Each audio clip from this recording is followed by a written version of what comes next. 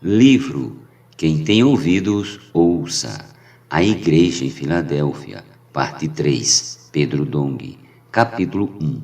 Tema desta semana: mais progressos em direção à Filadélfia. Meta de hoje: leitura das páginas 13 a 16. Primeiros passos da restauração rumo à Filadélfia. Desde o século XVI até o século XIX, imperou apenas a verdade da justificação pela fé. Mesmo no afã de libertar-se de Tiatira, Sardes ainda incorreu nos mesmos erros, por exemplo, ao se submeter ao poder estatal, ainda que fora de Roma. Foi dessa forma que foram estabelecidas na Alemanha e Inglaterra as igrejas luterana e anglicana. Ambas nasceram sob o poder do governo humano, ficando assim da mesma forma que Tiatira, subordinadas a ele.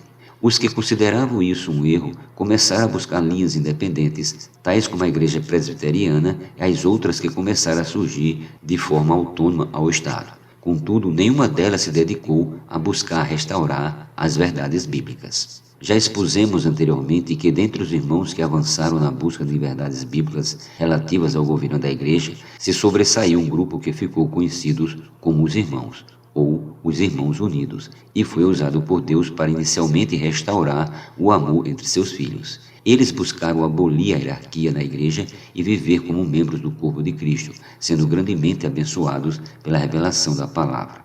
Temos que reconhecer que eles deram um grande passo, uma condição da igreja em Filadélfia. No entanto, passados apenas 20 anos, ocorreu a cisão entre eles, gerando dois grupos, os irmãos exclusivos e os irmãos abertos, dentre os quais, com o decorrer do tempo, surgiram ainda muitas facções.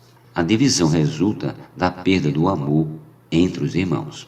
No livro anterior, abordamos a divisão dos Irmãos Unidos de forma bem detalhada sob a visão de Andrew Miller.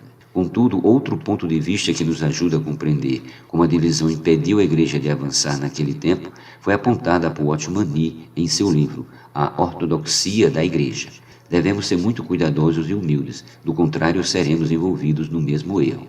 Cremos que qualquer tipo de divisão é resultado da perda de amor de um pelo outro. Quando o amor não existe ou está faltando, as pessoas dão atenção às leis, enfatizam comportamentos forçados e perdem-se em detalhes procurando falhas. Uma vez que o amor está em perigo, as pessoas ficarão orgulhosas de si mesmas e invejosas das outras, gerando então controvérsias e disputas. Perceba como é importante buscar o primeiro amor. Logo, se queremos manter-nos amando uns aos outros e manter forte o amor fraternal entre nós, em vez de procurar pequenas falhas ou focar em doutrinas e sermões, devemos permitir que a palavra circule entre nós, depositando o amor de Deus em nosso coração. Dessa forma, não abandonaremos o primeiro amor. O Watchman Nee prossegue: o Espírito Santo é a força da unidade, enquanto a carne é a força da divisão. A menos que a carne seja tratada, cedo ou tarde ocorrerá a divisão. Além do mais, creio que a carência dessa época foi que os Irmãos Unidos não viram a base e o limite da igreja. Eles viram claramente do lado negativo os pecados da igreja, mas do lado positivo quanto à igreja deve amar um ao outro e ser unânime quanto à base e limite da cidade, eles não viram adequadamente.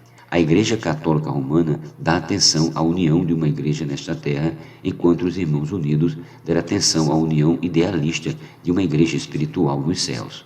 Eles não viram, ou pelo menos não viram tão claramente, que o amor de uns pelos outros nas epístolas é o amor de uns pelos outros na igreja em uma cidade.